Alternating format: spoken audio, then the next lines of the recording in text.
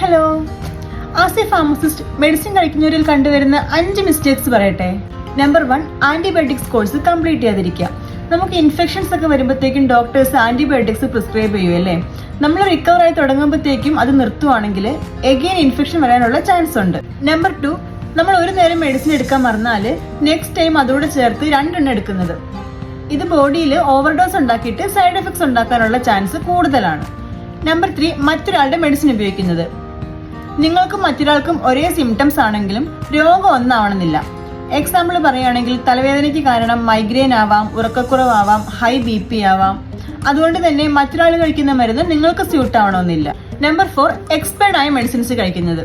ഇത് മെഡിസിൻസിന്റെ എഫക്ട് കുറയാനും അതുപോലെ സൈഡ് എഫക്ട് ഉണ്ടാക്കാനുള്ള ചാൻസും കൂടുതലാണ്. നമ്പർ 5, ഡോക്ടേഴ്സ് പറയുന്നതിന് മുമ്പ് മെഡിസിൻ നിർത്തുന്നത്.